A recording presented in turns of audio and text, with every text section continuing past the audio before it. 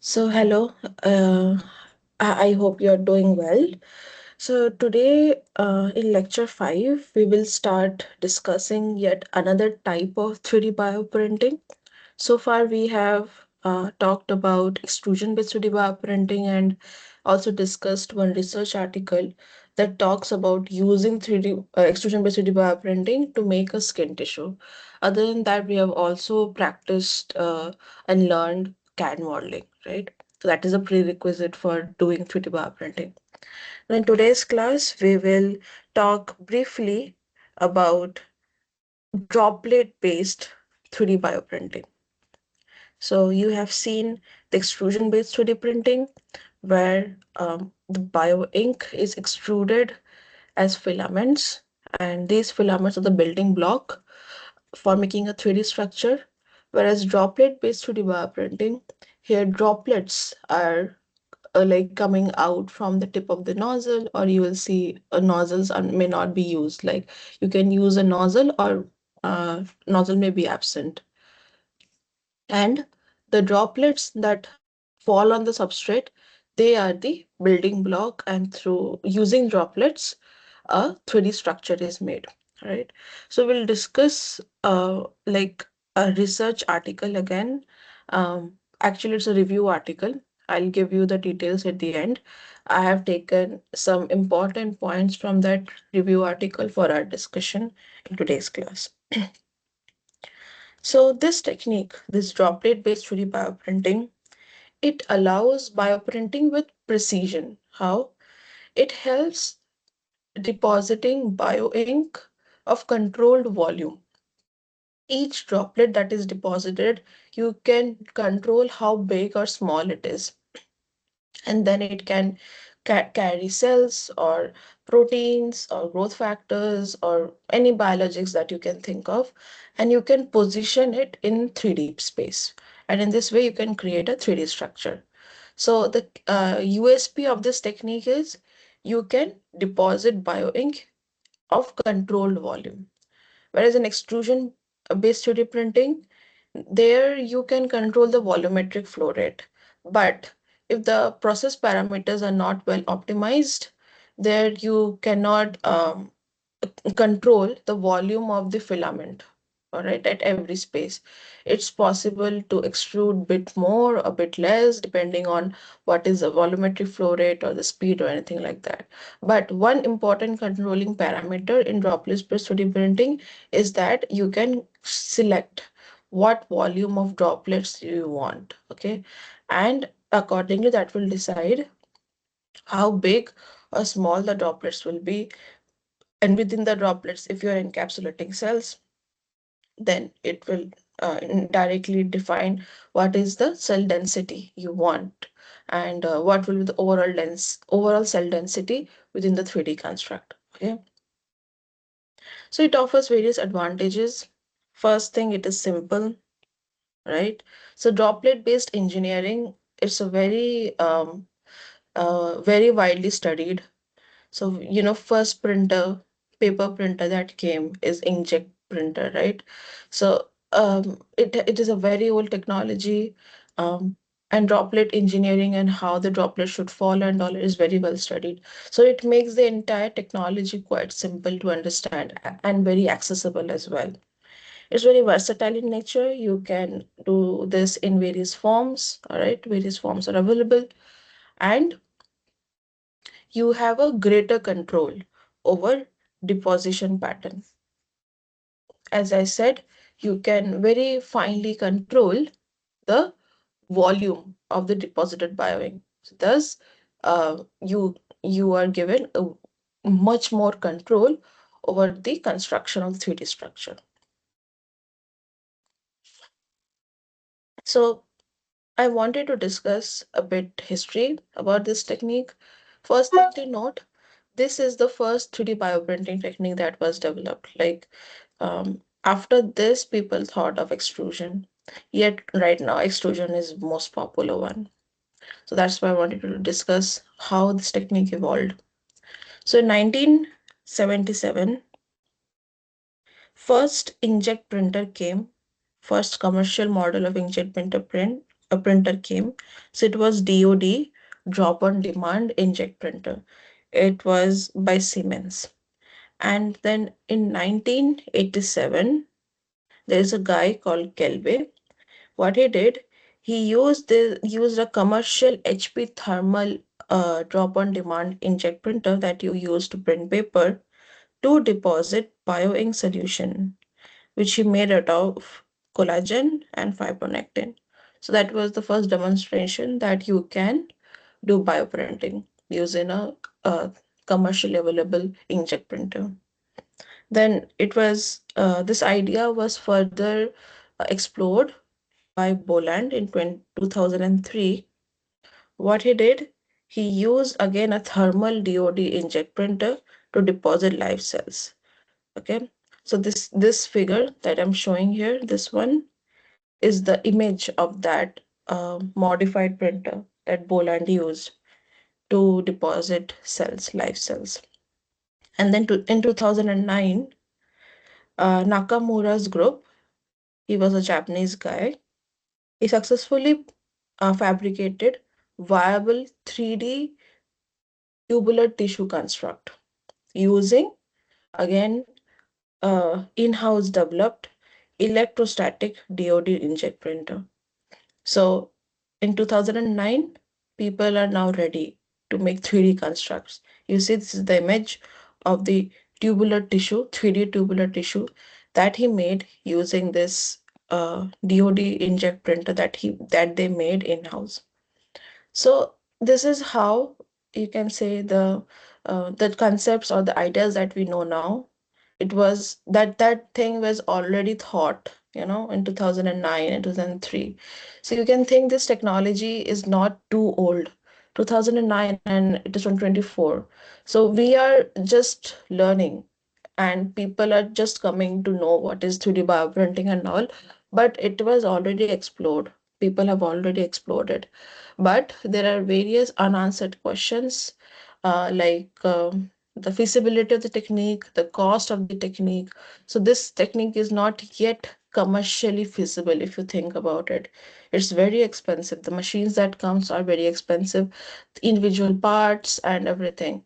So I feel like this technique will require a bit more time, like maybe 10-20 years more to make it commercially feasible and actually use it in hospitals, in like research, in pharmaceutical companies as a daily weapon. Like you use SEM like daily, like very easily accessible. Like if in that way, I'm saying that it will take at least 10-20 years for the technique to become very, very accessible. We will discuss a bit more like what is DOD and then what is DOD thermal and then electrostatic. We will discuss about those in a minute. So if you have any questions so far, let me know.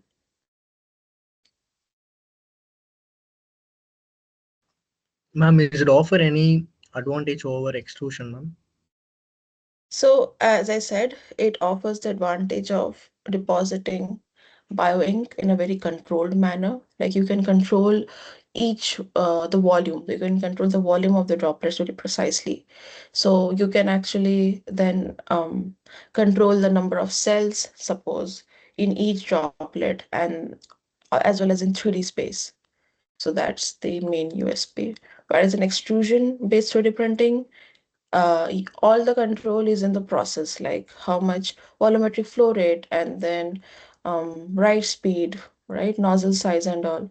So you the volume of the filament that ultimately get deposited, you cannot measure. Also, um, the cell distribution, it's very you assume that you have given say 1 million of cells in the entire 3D structure. But if say this is a 3D structure that you made using filaments,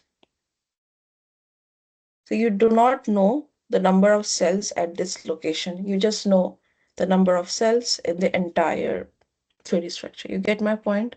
Whereas in DoD, you can actually say this in this droplet, if I'm depositing, say, 20 microliter, so 20 microliter, let's say 2000 cells are there.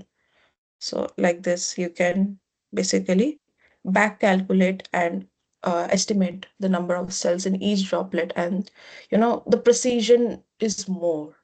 That's all. The precision is more in droplet-based 3D bioprinting. Makes sense? Yes, ma'am. But uh, how the system knows in each drop? Is it like it would allocate only this much cells in each drop, or it will count after allocation? No, no, we are not counting. We are just controlling the size of the droplet. So I'll show you there are various modes of the technology. So as you can understand, since we are concerned about making drops, we will use only those biomaterials which are very water-like viscosity, right? Because you want drops to form. So you can, let's say, make a bioink, load the cells in it, just like you make cell culture media and add cells in it, right? And then you load it. So the technologies are there that allows you to control the size of the droplet. So there are thermal DOD and then electrostatic DOD. So depending on how big or how small the droplet is, so cells are already there, right? It will like come out along the water like bioink. You get my point? And then you can actually back calculate because you know the volume of each. So let's say you have 1 ml of bioink and you know the volume of each droplet, like 20 microliter. So you can actually calculate and you say you have loaded 1 million cells in 1 ml. So what is the number of cell in say 20 microliter? You can figure it out. The precision is more.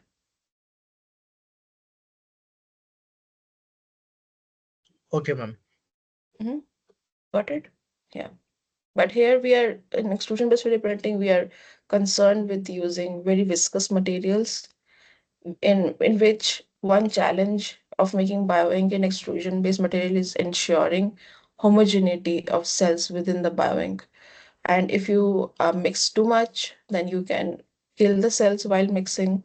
If you don't mix enough, then it's possible that some portion of the bioink cartridge will have cells and others won't. So that also in like adds uncertainty of how the cell distribution is within the extruded bioprinted structure. Where in droplet-based 3D bioprinting, the precision more in depositing either cells or drug molecules or let's say proteins or anything like that. Okay, got it? So that's the only advantage of using droplet-based 3D printing is to gain precision. Okay. Mhm.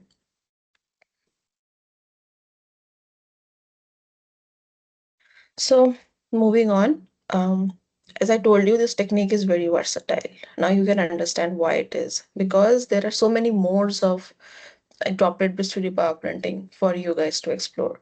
In extrusion, there is just the mechanical system that you are using to extrude, whether it's pneumatic or screw or piston.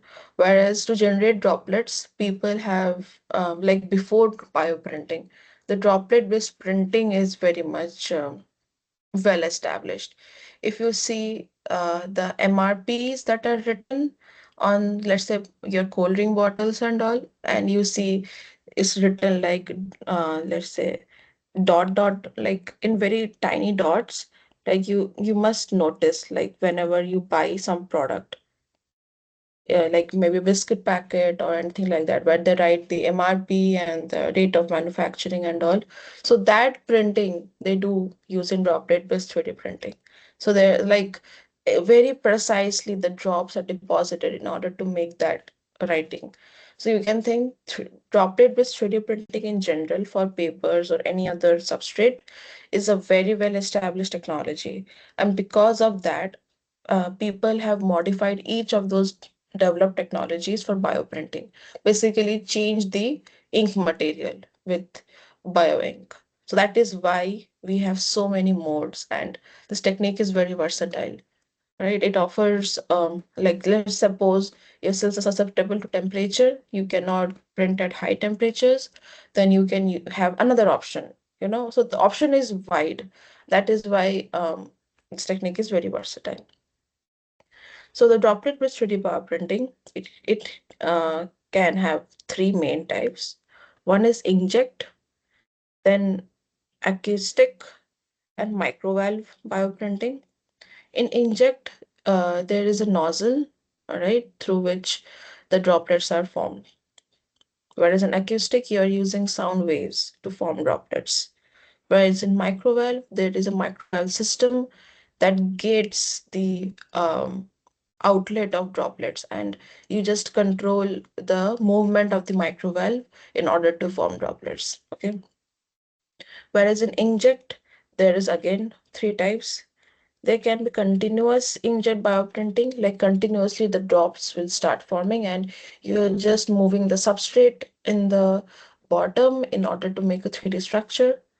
Whereas drop on demand, the system is made in such a way that whenever you want a drop to form, only then the drop will form. Otherwise, not. So basically, the drop on demand saves your bioink volume, whereas in continuous, there is more chance of wastage. And another type is electrohydrodynamic jet bioprinting. Okay, so here we use electric field in order to form droplets.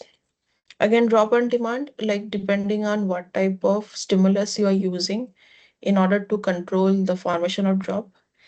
There is thermal bioprinting, piezoelectric, and then electrostatic.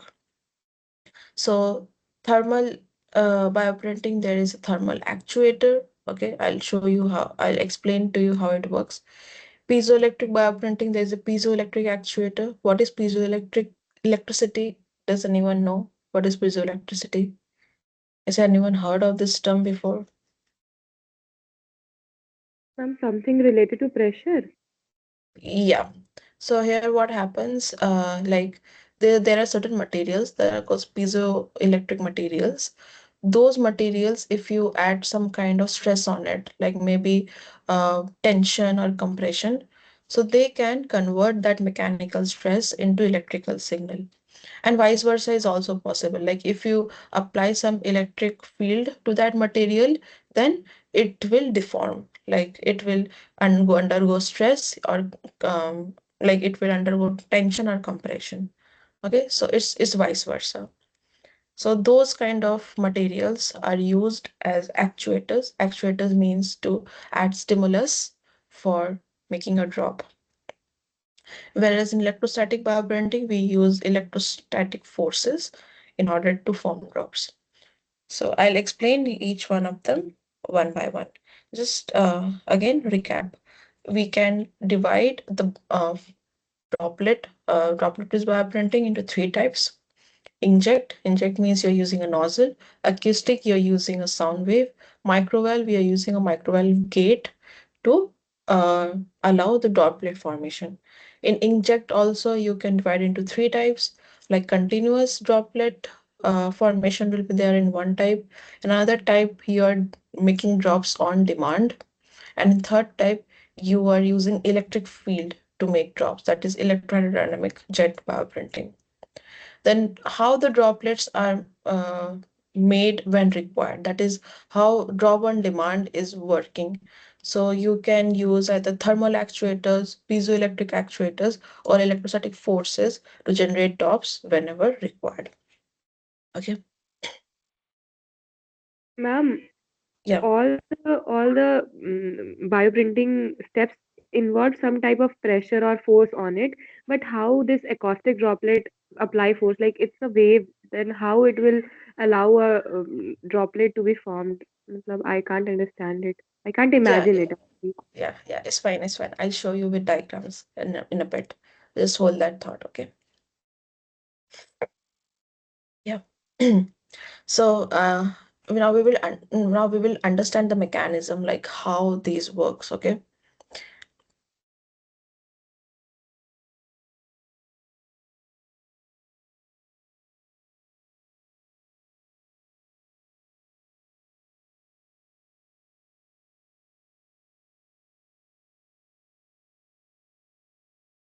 Can you guys see my screen? I think it's frozen.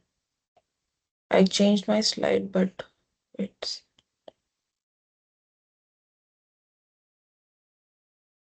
I'm sharing my screen again.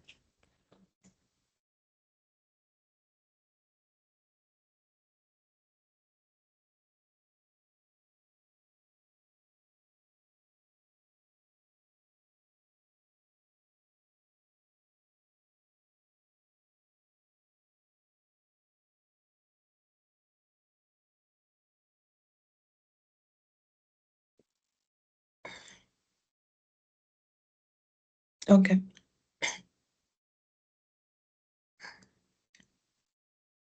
So let's discuss each of the technique in bit detail. Okay. When I said inject bioprinting means you're ejecting droplets from a nozzle. Please remember it. Inject means that. So when you hear about inkjet printers for paper as well, so the ink flows through a tiny needle, and that needle is the source of the drops, and those drops fall on the paper, and you get the print. Okay, so here also you're using a nozzle from which the droplet is coming out. The continuous inkjet bioprinting, here what happens, you're using a force to force the bioink out through a nozzle using a back pressure. You're using air pressure or something like that to force the bioink solution loaded into a cartridge to come out from a nozzle, and it flows continuously until it breaks up into a stream of droplets. So something like this. So you're using pressurized air, pneumatic pressure.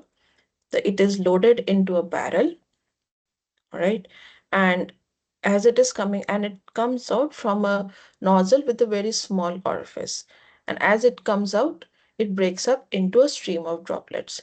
So the physics, I'll not go into detail, okay, how this is happening. There is some kind of instability phenomena happening here that actually results in forming this kind of stream of droplets. Okay, now this stream of droplets, when deposits on a surface, you will get a pattern. Okay,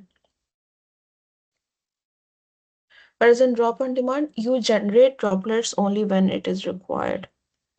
So this is good for tissue printing purposes because it's economical. As you can understand, there is less wastage of the bio ink, and it is handier to control. Okay. Um, what happens here? You store the bio ink into a fluid chamber. But fluid chamber here basically is another name for the cartridge, and the ink is held into its chamber by surface tension. So it does not come out. Even if there is a nozzle orifice, the surface tension is preventing the flow of the bioink from the fluid chamber. Now you have to overcome this surface tension by some external force to generate droplets. So how you can overcome that? So there people use different type of stimulus like heat, um, stresses, mechanical stresses, or electrostatic forces to generate the droplets, because these stresses can overcome the surface tension that is there at the nozzle orifice, and as a result, you get one drop out. Okay, so let's talk about each of the stresses and how they work one by one. First is thermal bioprinting. Here, people use thermal actuators. How does thermal actuators work? Mm, So this is how a thermal DOD looks like. So this is a thermal actuator here. Now this thermal actuator contains some heating element that locally at this position, this is the position, it locally heats up the bioink. Like it can go up to 200 to 300 degrees Celsius. It locally heats up, because of which uh, the bioink at that position gets evaporated and forms a vapor. Okay, a vapor is formed, and this vapor bubble in a form of a bubble, and when this bubble uh, becomes big enough, it collapses, means it bursts inside the fluid chamber, and this phenomena generates a pressure pulse. All right, and this pressure pulse is now it should be big enough to overcome the surface tension at the nozzle orifice, and because of which droplet will eject. Again, let me explain. So here there is a heating element, all right, that heats up to a very high temperature. So for heating, you have to provide some electric field, all right, at some certain voltage, that heating will happen. Now, when it heats up to a very high temperature, a vapor bubble locally gets formed because the bio ink is basically water based. So a bubble gets formed as it evaporates. And when this bubble becomes big enough, it collapses inside the fluid chamber, and because of which a pressure pulse gets generated inside the fluid chamber, and that pressure pulse is big enough to overcome the surface tension. Here there is surface tension that is preventing the ejection of droplet. So this pressure pulse has to be in a higher amount, or it should be large enough to overcome the surface tension. Once that happens, a droplet gets formed and it drops on the substrate. Got it? This is how a thermal DOD, a thermal drop on demand bioprinting works. There is a thermal actuator. So using heat, you are basically forming a bubble, a water droplet, sorry. Then in piezoelectric bioprinting, here you use piezoelectric actuators. So here what happens, these piezoelectric actuators, they change its shape when electric field is applied. And because of this, the fluid chamber, it changes its volume as well. And that causes again some pressure pulse to generate within the fluid chamber. And then again, this pressure pulse is large enough to overcome this surface tension at the nozzle orifice, and a droplet is ejected. So how the piezoelectric actuator looks like?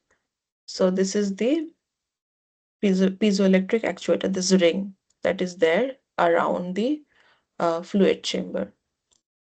And when you apply some voltage, this is a piezoelectric material, so it deforms. So it basically squeezes the fluid chamber, and that causes a change in the overall volume of the fluid chamber. And because of which some pressure gets generated inside. That pressure is big. The value of that pressure is bigger than the value of the surface tension at the nozzle orifice, and that is why a droplet is ejected. Okay. If you have any queries, let me know. Next, there is electrostatic bioprinting. Here you use electrostatic forces to generate droplets. Here what happens, the fluid chamber volume, it briefly increases. All right.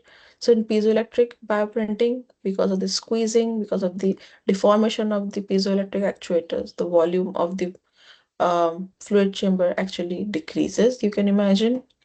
Whereas in electrostatic bioprinting, here what happens, you apply some voltage, and uh, you apply some voltage between a pressure plate and an electrode. So there is a pressure plate and an electrode. That causes the pressure plate to deform a little bit and then increase the volume of the fluid chamber. Now, once the voltage is removed, the pressure plate comes back to its original place, and that brief increase in the volume, it now comes back to its original position. And this change in the volume, whatever space that got formed because of the change in the volume, that creates some kind of, again, a pressure. And that pressure is again big in comparison to the surface tension at the nozzle orifice, and that allows a droplet to eject. So this is the pressure plate. This is the pressure plate. and these are the electrodes. So this what happens when you apply voltage to the electrodes which are there in between the pressure plates. This pressure plate expands, means it um, causes the fluid chamber to increase in volume in one side. You can imagine like as it is in the one side. So because of this, some empty space is there, like gets formed. You can imagine, like try to imagine it as I'm speaking. Once you and after this electrode, like and after the voltage is removed, this pressure plate comes back to its original position, and there it creates, because of this motion of the pressure plate, it creates a stimulus, a pressure wave here for and that pressure wave is high to overcome the surface tension, and because of which a droplet gets formed. All right. So these are the three mechanisms through which people have designed drop on demand. So briefly, I'll go over each three of them. After that, if you have any queries, let me know. So in thermal DOD, what's happening? There is a heating coil, that is a thermal actuator, we are calling it, that gets heated to a very high temperature when voltage is applied. And because of this high temperature, locally at that position, the bioink, whatever bioink is there, that gets also heated up. And as a result, a vapor bubble gets formed inside. Once this bubble is very big, it collapses, and that creates a pressure pulse. That pressure pulse is bigger than surface tension at the nozzle orifice, and you get a droplet. In piezoelectric, what is happening? There's a piezoelectric actuator, basically a ring made out of piezoelectric material. Electric voltage is applied on that piezoelectric material. It deforms. It basically decreases its radius, you can imagine, because of which the volume of the fluid chamber that also decreases. And that is now the pressure pulse here.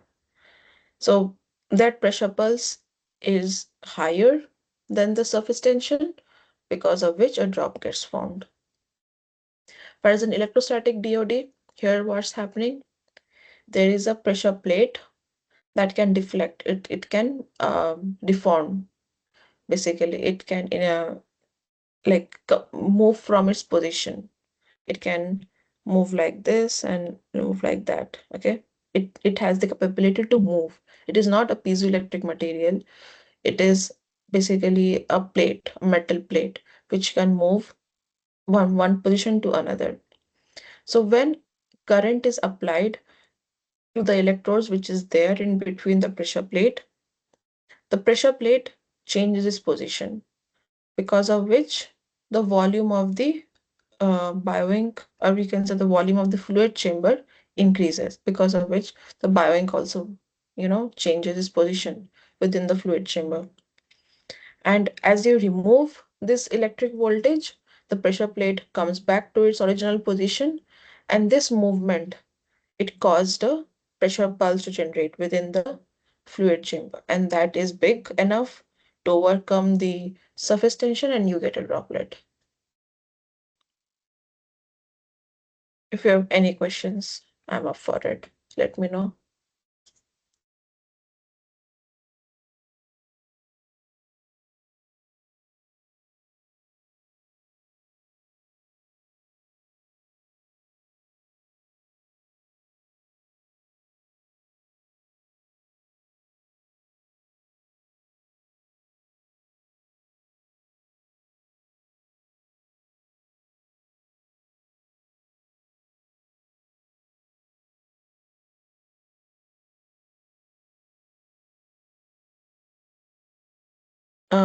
All clear? Have you guys understood how the mechanism of these three types of DoD bioprinters work? It's clear, ma'am. Yes, ma'am. Okay, great. Now, in inkjet bioprinting, there is a third type. We talked about continuous one, there is DOD, and the third type is electrohydrodynamic jet bioprinting. I consider this technique very similar to electrospinning. All right, it's very similar because there also we apply an electric field and that charges the ink. In electrospinning, we call it polymer solution, and because of which a drop gets you know deformed into a tailor cone, a conical shape kind of a structure.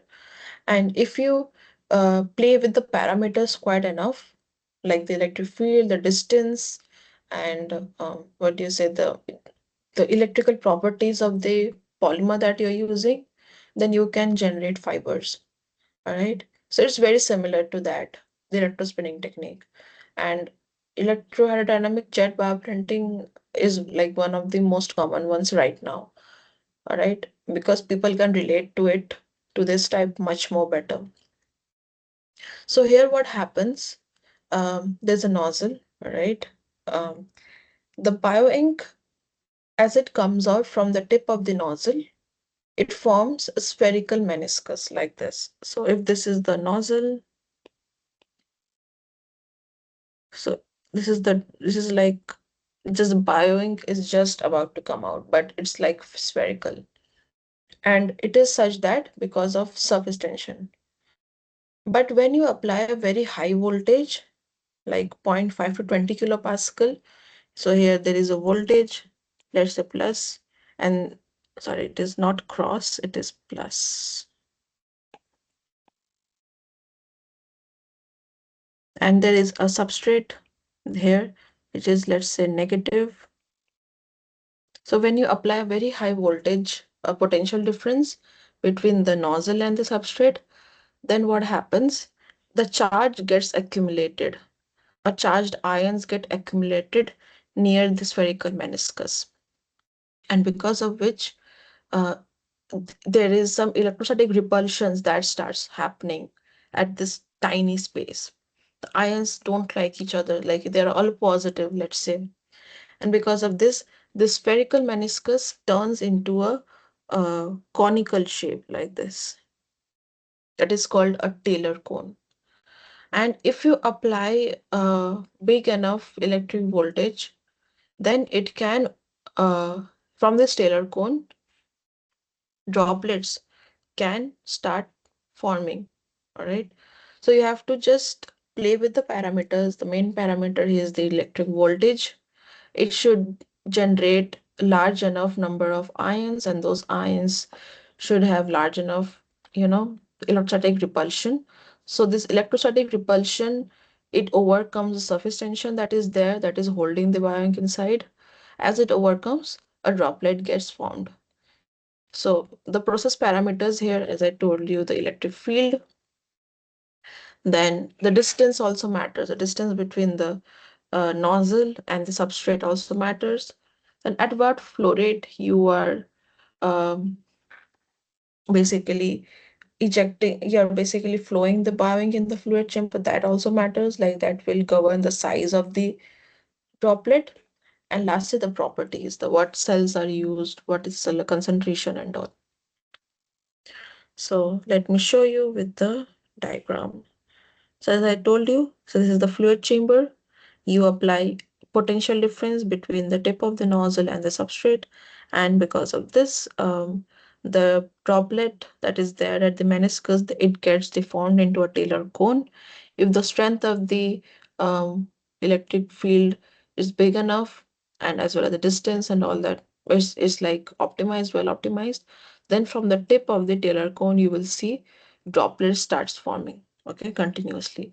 So here you can control when droplet to form and not by controlling the voltage. If you stop applying voltage, the droplet will stop forming.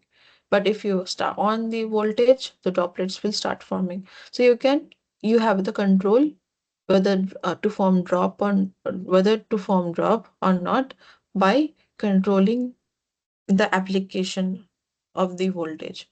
Okay.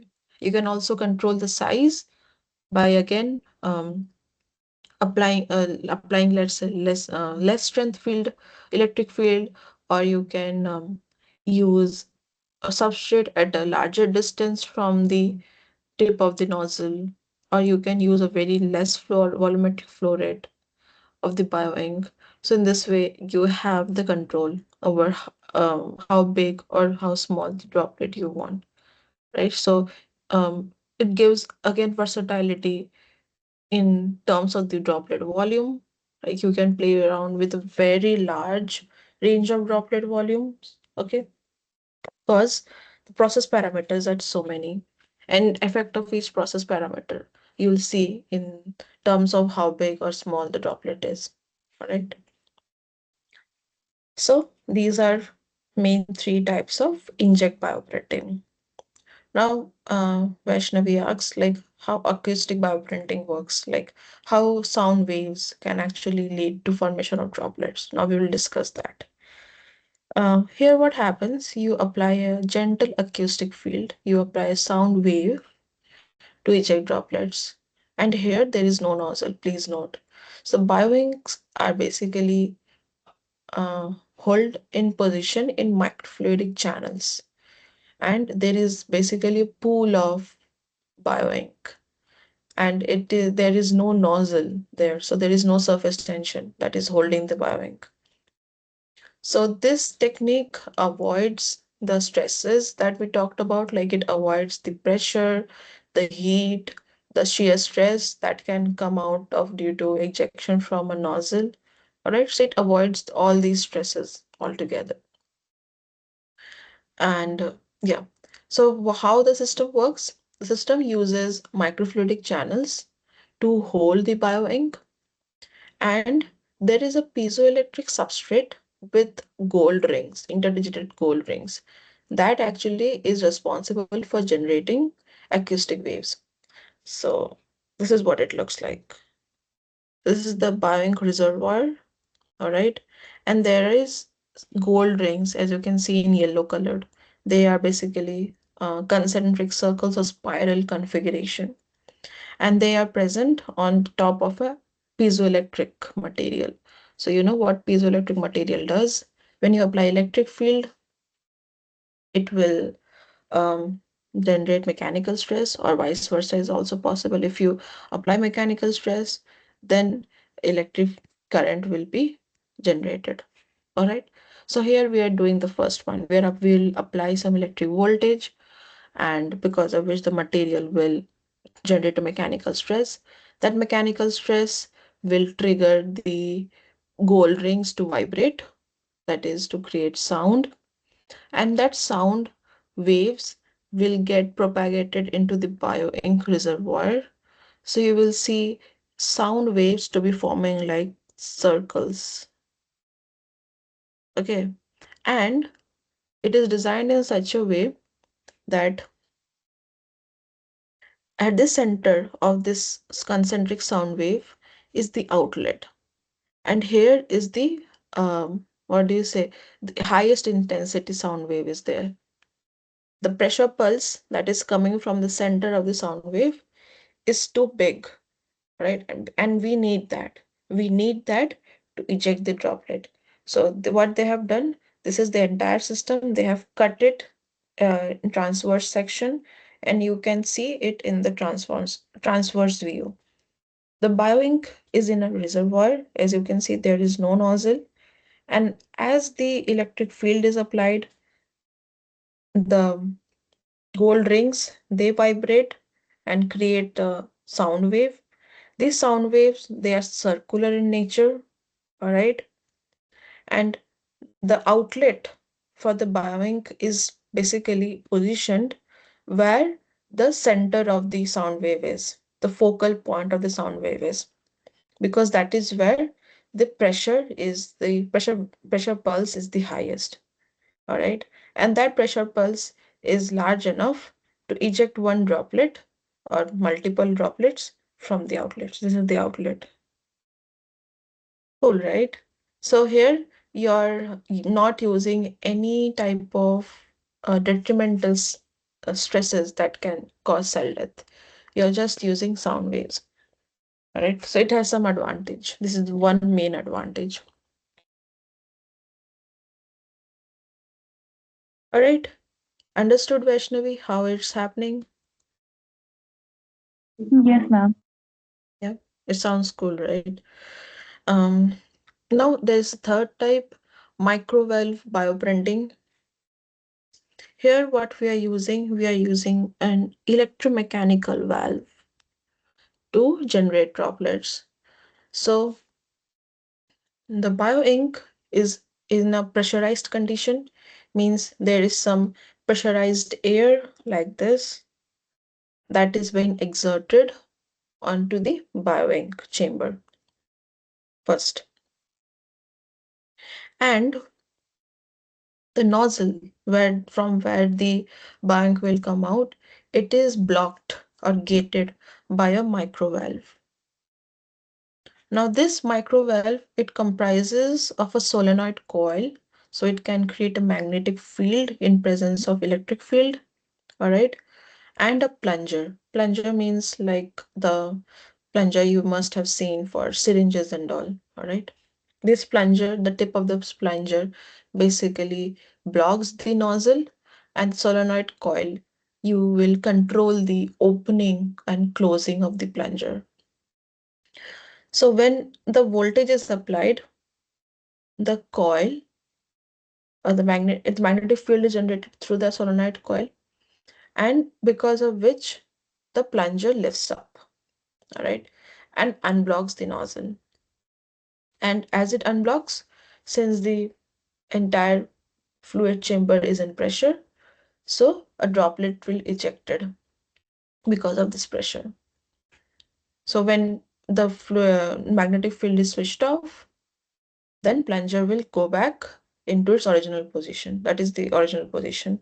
But when you apply electric field, because of solenoid coil, the magnetic field is generated, and that lifts the plunger up, unblocks the nozzle, and then droplet comes out. And it can keep happening, and you can control the droplet formation just by controlling the movement of the plunger, and that movement of the plunger is controlled by the electric field that you're applying. Okay.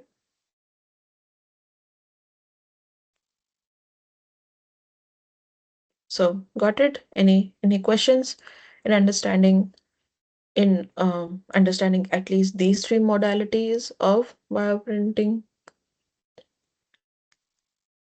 Let me know.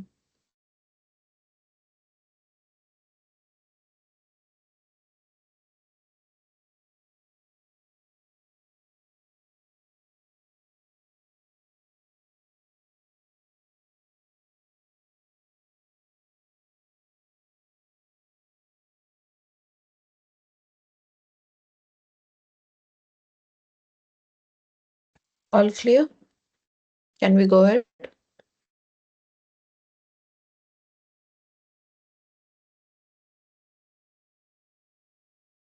I'll take this silence as yes if no one says. Yeah, yeah, Murli, go ahead. You were saying something. Ma'am, these concepts a bit more complicated now. Need to watch it Oh, again to get more clarity. oh, all right. It like I understand. It can like look like very complicated, but go through my notes rather than watching the video again. I'll share the notes, go through it, read it once. So I've used very simple language to explain the working of each of these. I haven't used any complicated scientific terms, but they are very easy to understand. But still, if you feel like you didn't understand any one or more than one, feel free to ask me now or later, okay? Actually, these Okay, are ma'am. very easy. Okay. Don't worry about like don't get into too much detail like how the solenoid coil is made or why gold rings like those why gold rings are used like those go into too much detail. Just try to understand what is the role of each component in the bioprinter mechanism, and then you will understand like how these components are working with each other. to make a droplet. Ultimate role is to make droplet. That's it.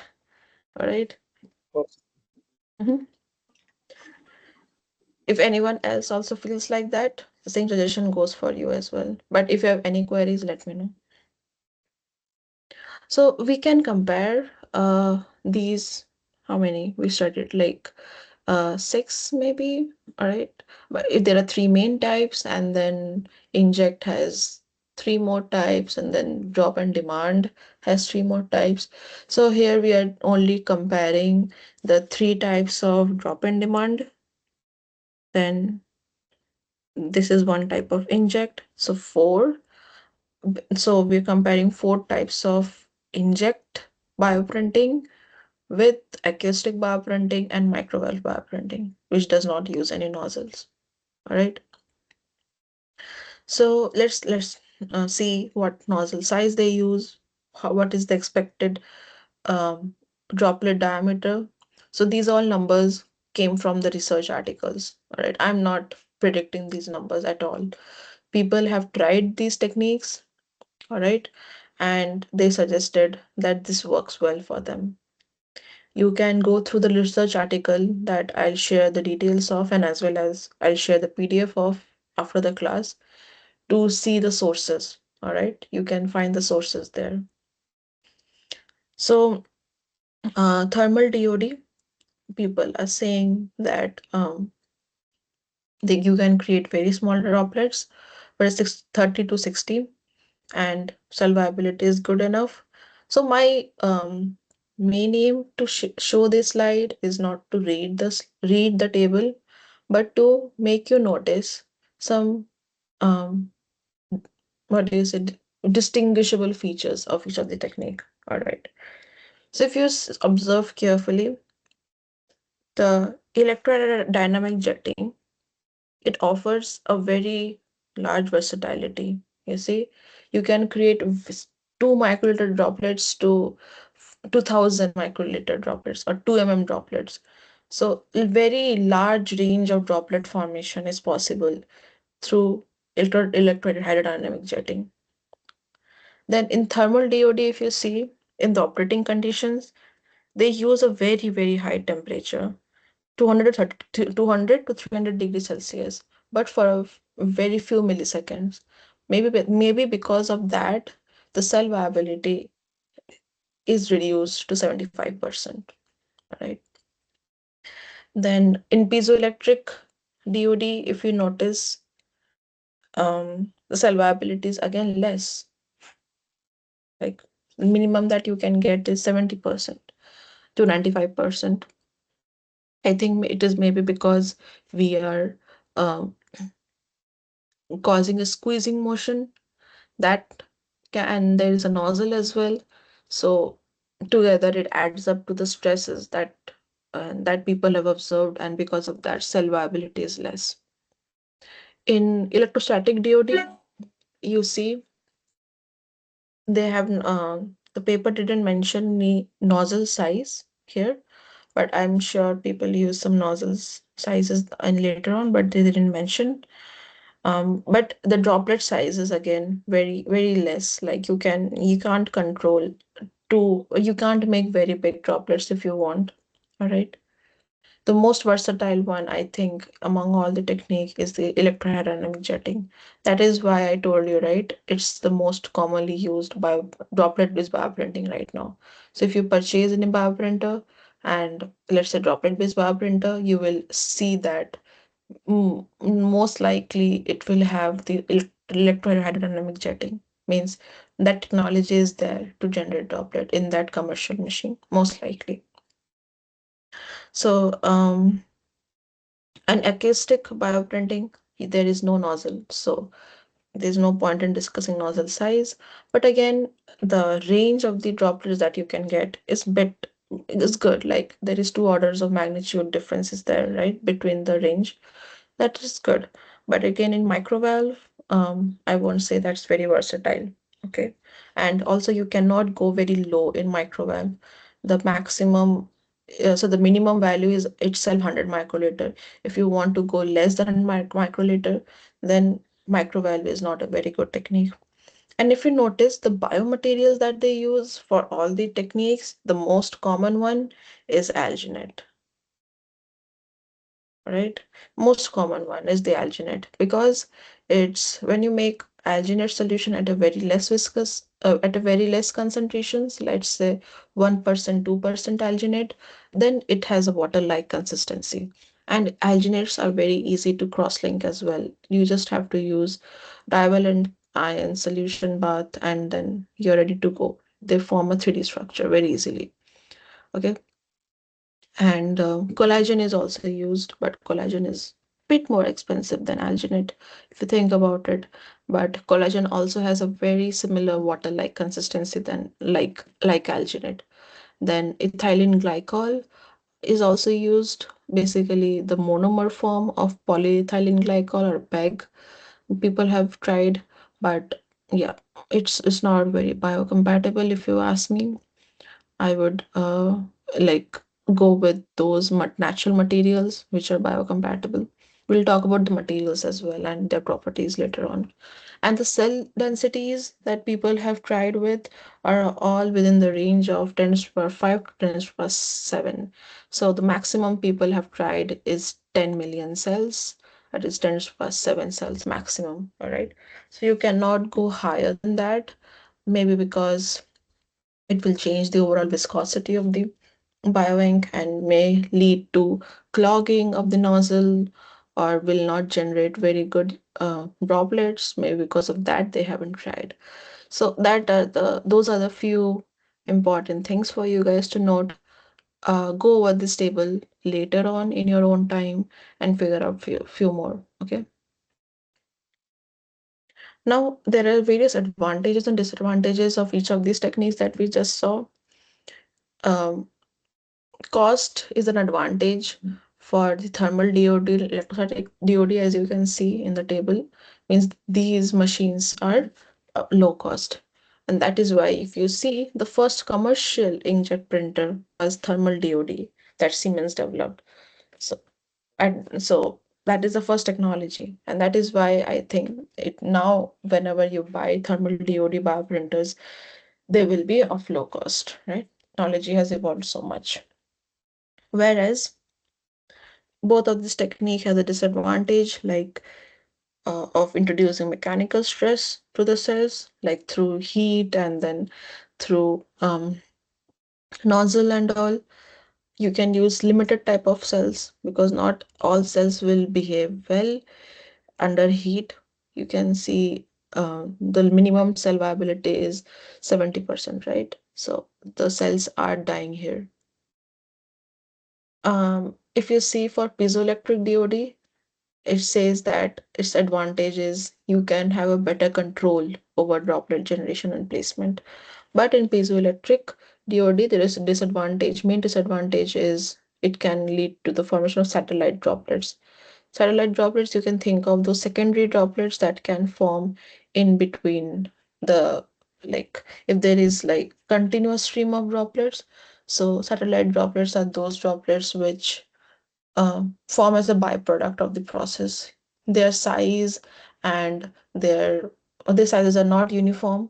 They do not belong with your primary droplets. So those are like secondary droplets, you can say, and that can lead to wastage of the bioink as well.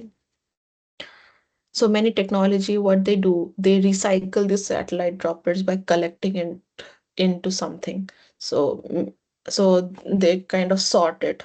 The stream of the droplet is sorted and satellite droplets are collected as a result, and only the primary droplets are allowed to fall on the substrate. So this type of sorting is maybe required to overcome this problem. Then for electrohydrodynamic jetting, you can see that when main advantage is that you can form droplets which are very, very small than the nozzle orifice. All right. Um, so by just playing with the process parameters, but it is expensive. This technology is quite expensive. And this electrohydrodynamic jetting, it cannot eject one droplet at a time. So if you just start applying the voltage and everything, continuously droplets will start forming. Only you can stop it by stopping the voltage altogether. Whereas in acoustic bioprinting, here there is no mechanical stress, as I told you, is the most advantageous part of this technique. So you don't apply any heat, or you don't apply any pressure. There is no shear stress, so no mechanical stress is there. But you cannot use acoustic bioprinting with a very viscous bioink because you want the sound waves to propagate well within the bioink. It cannot be very viscous. Viscous bioinks cannot be used. Then microvial bioprinting, if you look at, it is of low cost because maybe the cost of making the plunger and with solenoid coil is low. So that's why it's low cost. And since we are using pressurized air and we are precisely controlling the formation of the droplet using a plunger, you can use a viscous bioink. All right. But the disadvantage is that the droplets are quite large. They are like significantly larger than the nozzle orifice. And because you're using a very high stress, like stressor like plunger and all, the cells are under shear stresses during droplet ejection. Okay. And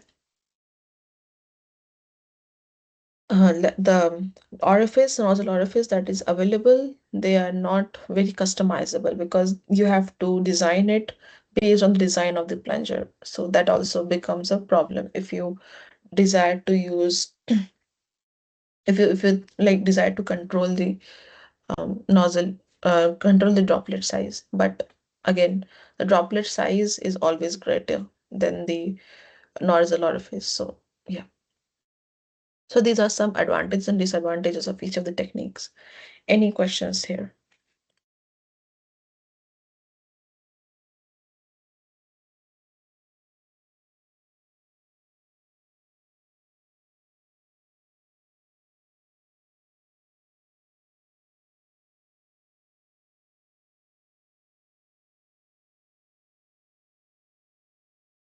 Should I take this silence as a sign that you guys have understood?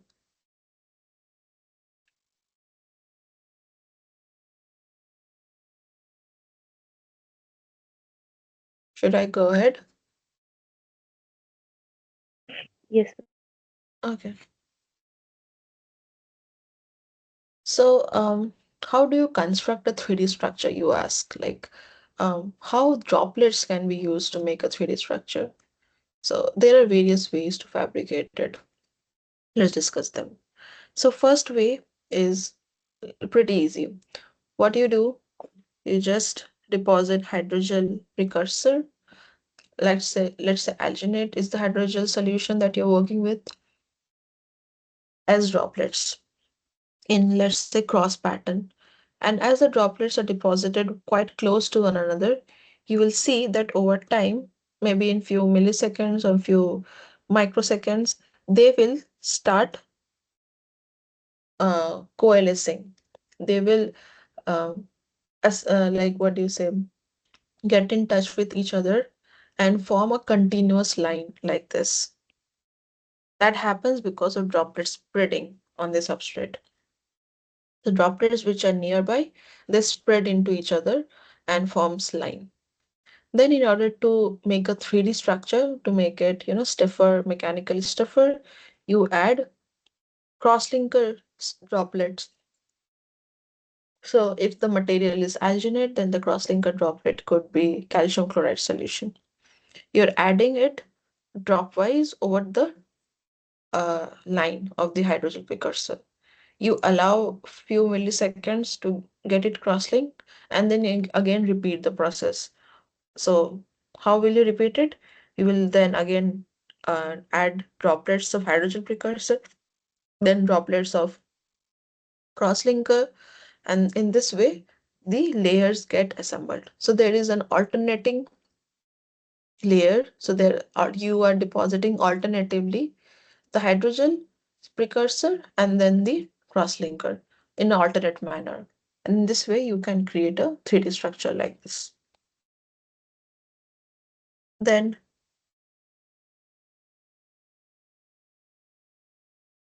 Yeah. What are what are other methods? Rather than using a different printhead to deposit crosslinker solution, you can use a crosslinker reservoir. So you can print first, you deposit your droplet, hydrogen precursor droplet on the substrate. Now, this substrate can be made in such a way that it can move up and down. So it can have a z directional motion. So once you deposit your hydrogen precursor droplets and it merges into lines, then you dip it into a then you dip it into a crosslinker reservoir. All right, and it instantly crosslinks into a 3D structure, into a solid 3D structure, and then the Z plate or the substrate moves up for the printhead to again deposit another layer of hydrogen precursor. Again, the substrate moves down into the crosslinker reservoir. So in this way, you are repeating the motion of a substrate in Z direction, like up and down, to crosslink your hydrogen solution. In this way, you can get a 3D structure. What is third way to do it? You can use sprays, all right? You can use sprays to spray onto the crosslinker solution as a mist over the 3D structure, over the hydrogen precursor. So let's say alginate is again deposited dropwise, it merges into lines. And then second step, how do you crosslink? You crosslink by using some kind of spray that creates CaCl2 solution mist over the entire space. All right, and then it crosslinks. Then again, you repeat the process of adding hydrogen precursor drops. Then again, you use mist, crosslinker mist, in order to crosslink. So what is the fourth way? So fourth way, you have to use some photolabile biomaterials. Like if you're using alginate, you have to modify the alginate by adding some functional groups that responds to light. Like there are methacrylate groups, diacrylate groups. So you have to add those side chain groups to the backbone of the polymer. And you have to make your bioink with the some photoinitiator as well. So when the photoinitiator is there and you shine some UV light, let's say, then the free radical polymerization reaction, let's say, happens and it crosslinks your polymer altogether. So you are first depositing drops of the hydrogen precursor, which is photolabile or photoreactive, and then you shine light on it, it crosslinks. Then again you add drop on the as a second layer, and then you shine light. So in this way, in these four ways, you can construct a 3D structure drop using droplets in a layer by layer manner. All right. I hope this was easy to understand. If you have any queries, let me know.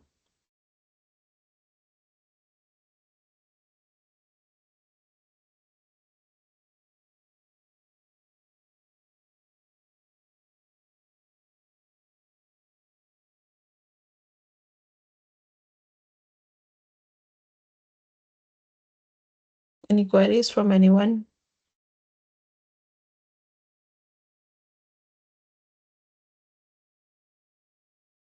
All good? All right. I'll take your silence as yes. All right. Now, what could go wrong if you ask? Like, okay, I'm doing the droplet-based bioprinting. It makes sense that I have the technology with me. But there are some forces, right, that can cause problems for me, like that can hinder formation of perfect droplets, perfect spherical droplets on the surface, right? So you can like whatever high-end technology if you use, if you don't take care of these problems, then you won't achieve good results. So what are those problems? First is the droplets can undergo splashing.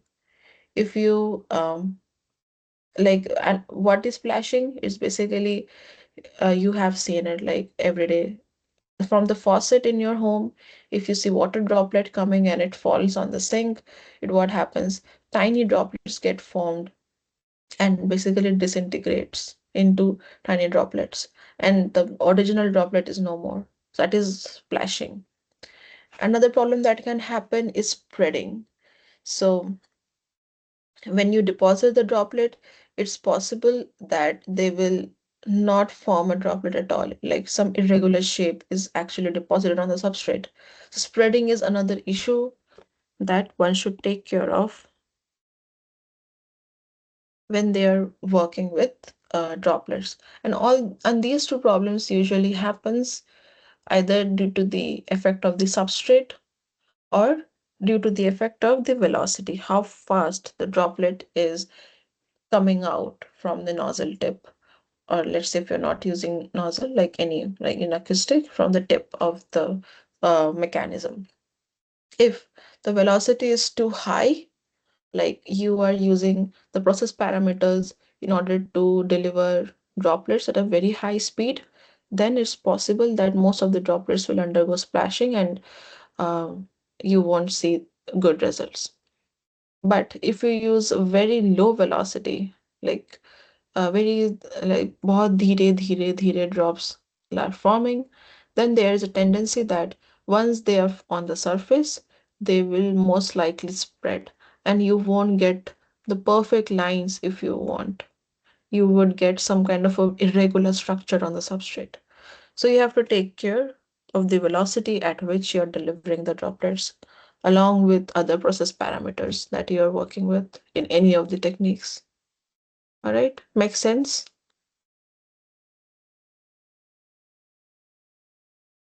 Yes. Right.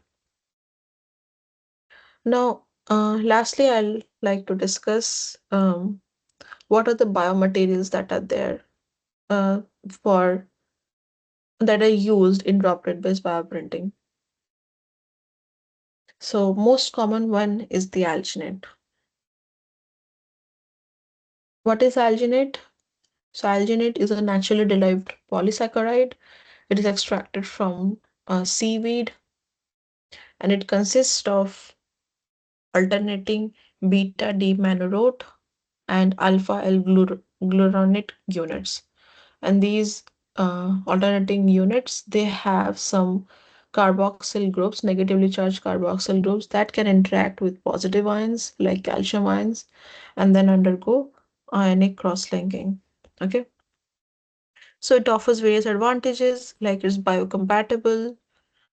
It has a very good bioprintability using droplet-based bioprinting when used at low concentrations. It gelates very quickly in presence of calcium ion. The elasticity of the overall cross-linked alginate is somewhat medium, so it can sustain the multi-layered bioprinting. It's low cost and it's non-immunogenic. But there are various disadvantages. First one is that it does not have any sites for cell attachment. Also, if you use very high concentration, then the material becomes viscous and then it can cause nozzle clogging. And people have used this material extensively for various tissue engineering applications, like for making vascular tissues, to see stem cell growth, for making liver tissue, and etc. Then another biomaterial commonly used for droplet-based bioprinting is collagen type 1. What is collagen? Collagen is a triple helical protein. So there are triple alpha helix. Uh, the chains, protein chains, they form triple alpha helix. All right. If you see the structure of the collagen, and it is the most abundant type of the protein that is found in the ECM of several tissues. Let's say skin, cartilage, bone, right? Collagen is found even in your hair. So it's a very, very abundant protein in our body. And it can be cross-linked using various mechanisms. Like you can thermally cross-link it. If you if you just put collagen solution at 37 degrees Celsius incubator, over time it will form a 3D structure. Then you can also modulate the cross-linking by changing the pH of the solution, or you can do in faster cross-linking using chemicals like glutaraldehyde or genipin, which very quickly cross-links collagen. All right. But if we use these chemicals, they are very, very toxic to cells. All right. So yeah, there is a, and if you use thermal or pH methods, that will take a very long period of time. Then advantages, it is biomimetic as it is available most abundantly in our ECM tissues, ECM. So it mimics the ECM component of our body. So it is biomimetic. It is biocompatible. It has attachment, cell attachment sites. So cells can very well attach to it and proliferate. It's a signal transducer, means it can act as a stimuli or signaling or can trigger various signaling pathways in different type of cells, and you can see various behaviors changes or phenotypic changes in the cell as well.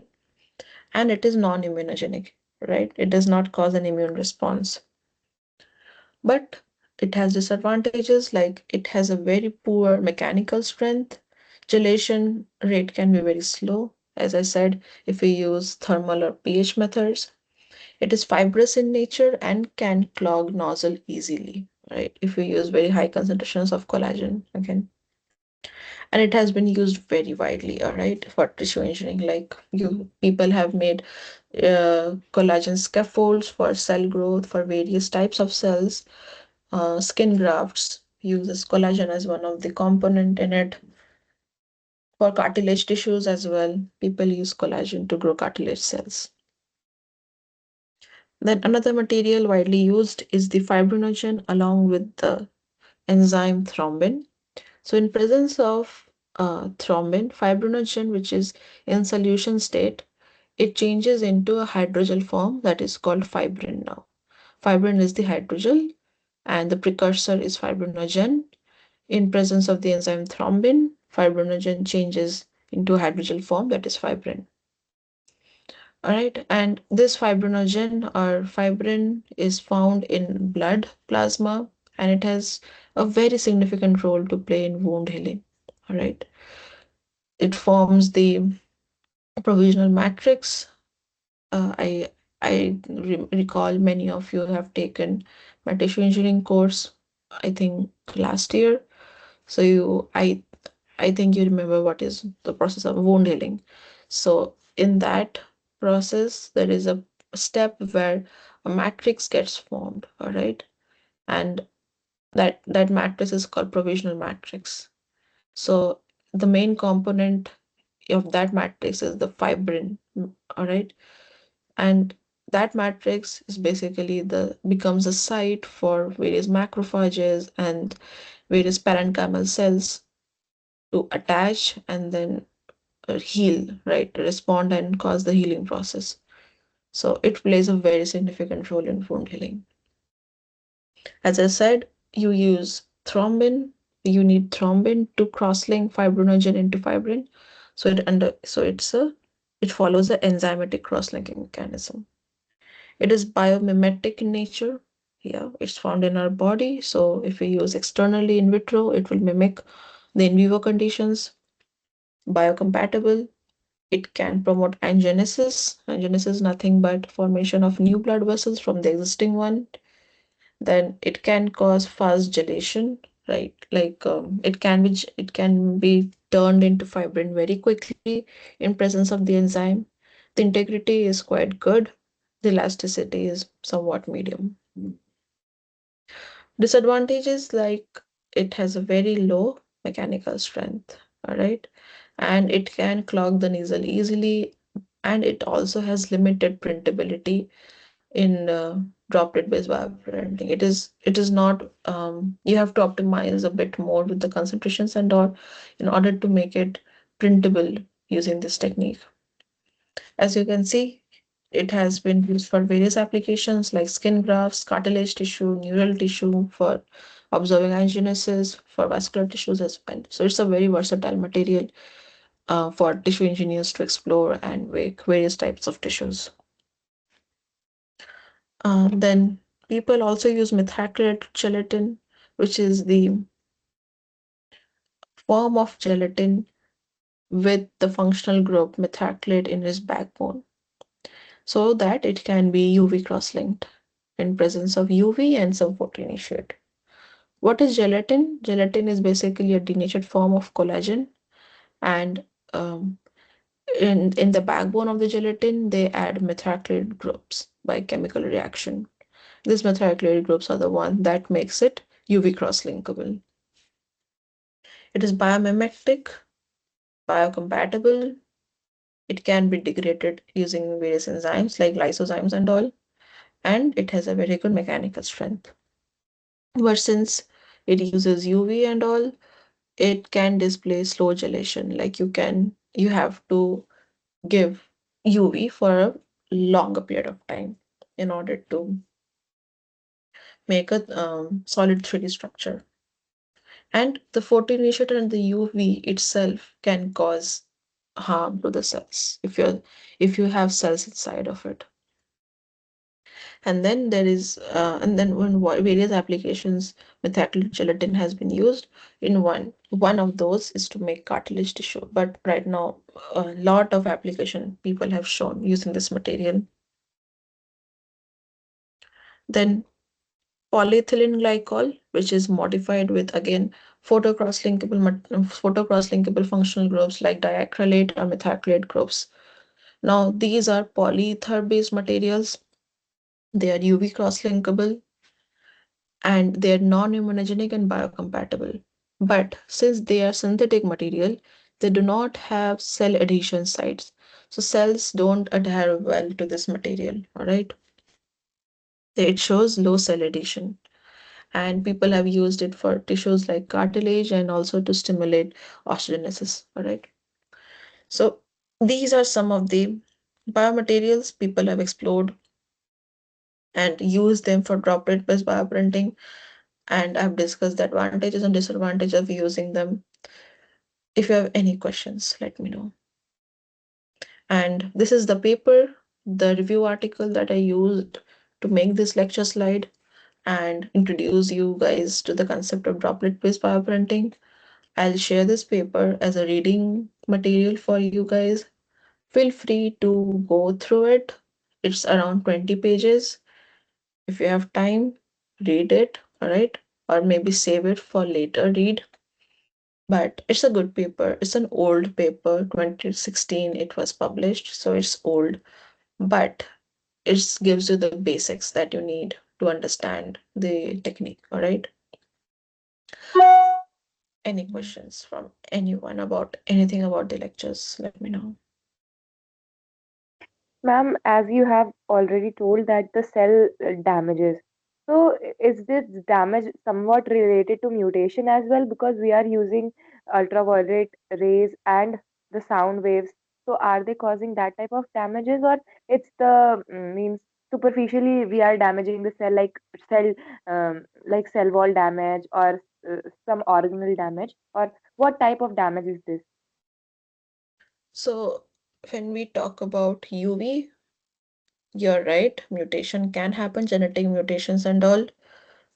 Primary damage that we are concerned is cell death. Like due to shear stress, cell membrane will burst and cell will die. That's the main damage we are concerned. Why it is the main damage we are concerned? Because this mode of cell damage will actually reduce your um, what do you say, cell number, total number of live cells into your 3D structure. And if you don't have enough live cells within your 3D structure, it's possible that when you are culturing it in the post process, like when you're culturing it in tissue culture media or anything like that, you won't get a viable artificial tissue. Cells, you need enough number of cells to be spaced close to each other for them to communicate, exchange molecules, signaling molecules, and then give you the desired phenotype that you're looking for. So the main cell damage that we're talking about, cell death, that can happen due to lysis of the cell membrane. So UV can do that, heat can do that, um, the nozzle type, if you're using that, then the shear stresses can do that. So yeah, the pressure, if you're using very high pressure, using a plunger or somewhat like that, it can cause cell death. So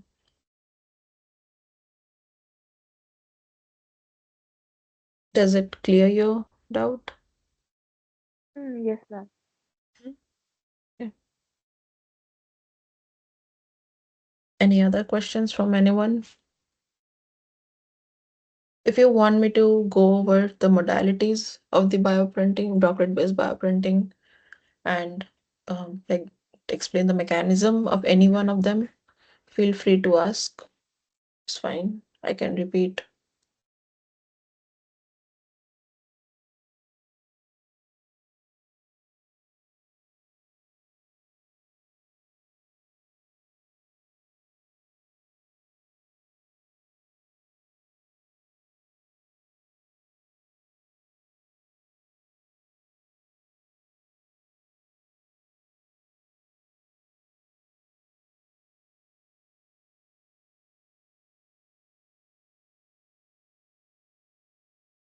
Ma'am, can you go to the slide where acoustic was there? Mm-hmm.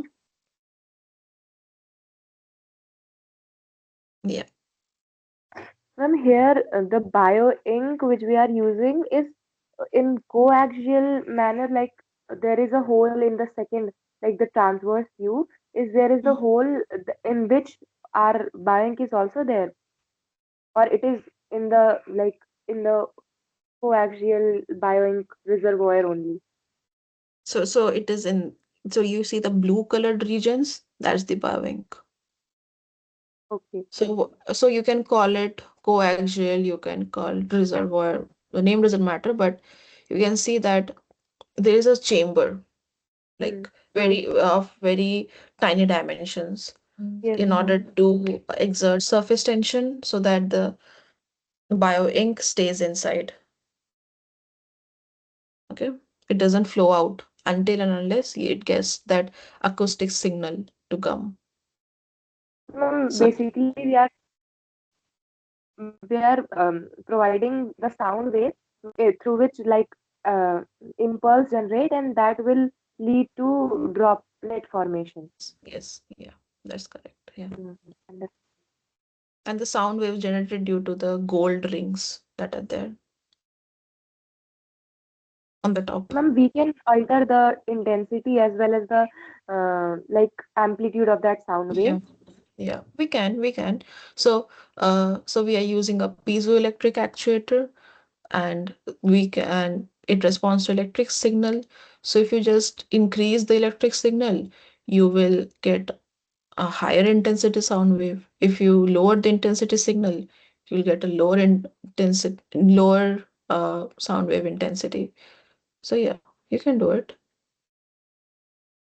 According to me, this technique will be best suited because in this there is no like no shear stress or anything, any type of damage will be there. But Yeah, why it is not that's the that much advantage. used? So maybe the bioink type that you can use here is limited. It does not allow very viscous bioinks to be used. And most of the biomaterials that are available naturally, they have certain type of viscosity. For sound wave to propagate very well, it should have like very less viscosity, like water. So that limits its use. The availability Ma'am, of can you more. okay, Hmm. ma'am. Ma'am, can you explain that hydrodynamic as well once more because I'm little bit confused. This one, electrodynamic jet printing, this one. Yes, yes, ma'am. Okay. This is the most efficient, na? Yeah, this is the most used one. This is Yes, like yes, ma'am. gives you a range of droplets that is very big. You can play around with various range of droplets, and then yeah, it gives more Ma'am, can versatility to the you explain technique. it Yeah. once more, like it's like working? Yeah, sure.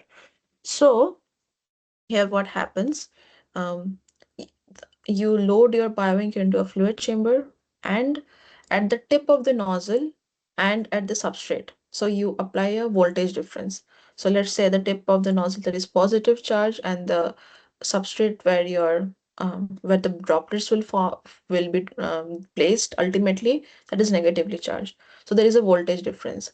Now, that voltage difference, what it does, initially when there was no voltage, the droplet was forming spherical meniscus. You understand the meniscus term, right? You have seen in the bottles and all.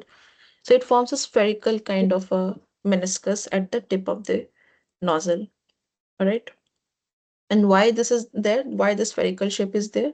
Because of surface tension. Surface tension causes water or any liquid-like material to gain a structure with the minimum surface energy, that is spherical. Now, due to the application of voltage or potential difference, the surface tension gets disturbed. Why? Because the it's like water, so it's very conductive. It will generate some charge, it will add charge to the molecules of the bioink. And these charges are usually all positive or all negative. It depends on what voltage is there at the tip. So if it is positive, it is connected to the positive electrode or a cathode, then it will be positively charged. If it is connected to negative cathode, a negatively charged anode, so it will be negatively charged. So same charged Ma'am, this ions. positively and negatively charged particle are you talking about is bioink, na? Yeah, these are the Okay. molecules of the bioink. So they are the ions basically. So they uh, like start experiencing electrostatic repulsion among them. All right, they don't like each other because they're all same charged. Now that type of electrostatic repulsion is when it becomes too big, it will distort the shape of spherical, and it becomes something like a cone. This is called Taylor cone. And when the Taylor cone forms, from the tip of the Taylor cone, you will see droplets starts forming. So our goal is to apply that much amount of electric field that is sufficient to change the uh, spherical meniscus to a Taylor cone shape. All right, because at this state only we will start to generate droplets. This state signifies that we have overcome the surface tension at the nozzle orifice and the droplets can now form. Now you can, why it is very versatile? Because it has various process parameters. First is that if you increase the strength or decrease the strength, then it can affect the size of the droplet. Another process parameter is the distance between the tip of the nozzle and the surface at which the droplet is going to be deposited. So if you increase the distance, then you will see tinier droplets will start forming. All right. But if you the distance is quite closer to each other, the droplets, bigger droplets will start depositing. So the distance between the two tip and the substrate can also impact the size of the droplet. Then you can the flow rate. So here continuously we are applying some pressure in order to ensure that the bioink is flowing. So if the flow rate is very high, then the droplet will be quite big. If the flow rate is very slow, then droplet will be quite less. Then the properties of the bioink itself. If the bioink is very it contains a large amount of cells, or the cell that are using they are of very large size, so that will overall affect the behavior, like how the bioink is going to behave in presence of electric field. All right. So the bioink properties itself can determine the droplet generation. So since you have so many process parameters, you have to like uh, keep few things constant and then play around with the others, and that gives you the result of obtaining various sizes of droplets. And using those droplets, you can create a 3D structure.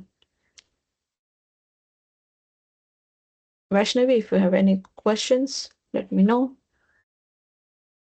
Ma'am, one more thing, like before adding bioink, we have to get it charged with one ion specifically in this No, technique. no, we add the bioink, all right? We add the Hmm. bioink into the fluid chamber, and then we apply electric voltage. And in presence of that electric voltage, the bioink ions, they gets charged, and bioink molecules, they get charged. If you stop the electric voltage, then there is no charge. It will come back to its spherical position. Surface tension is high then. Like, ma'am, the container which is there, they are neutral. But Huh, like yeah, yeah, yeah, yeah, the electrodes, there they are charged, and there they are spherical, or they are yeah, meniscus shape will yeah, change. changes. Yeah, yeah. Yes, When you apply electric, when only you apply electric voltage, you will see the Taylor cone form. If you stop the electric voltage, there is no Taylor cone. And the charge does not propagate throughout the volume of the fluid chamber. The charge ions are understood, only there at the tip of the nozzle. That's it. understood, ma'am. Others, if anyone has any questions related to any other modalities, let me know.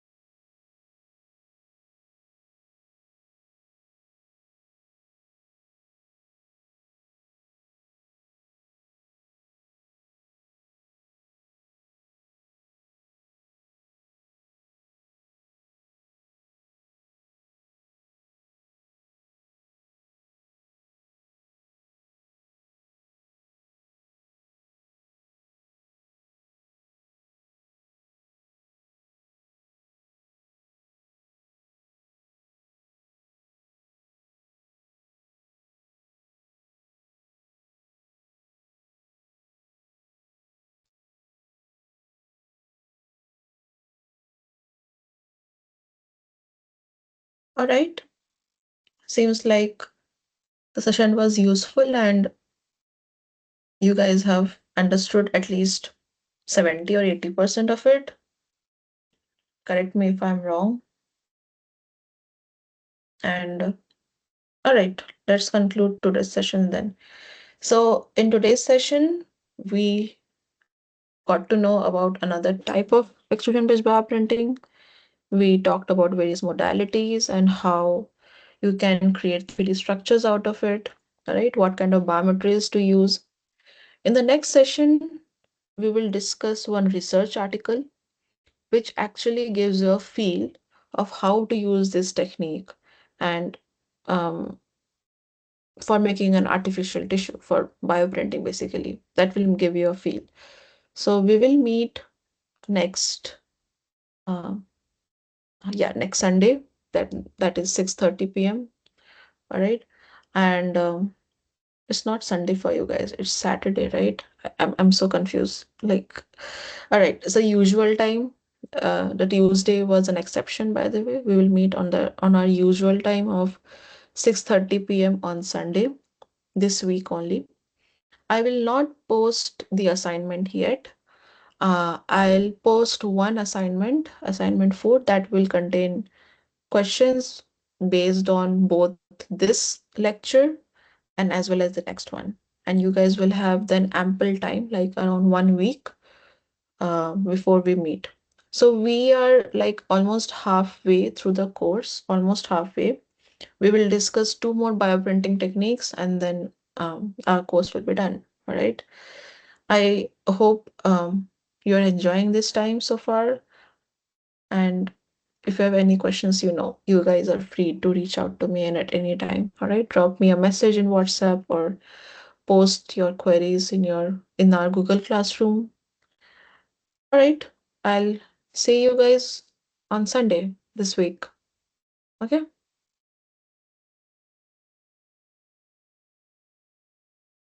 Thank you, ma'am. Yeah. Have a good week. Have a good week, all of you. All right. I'll see you guys on Sunday. You guys can leave the meeting.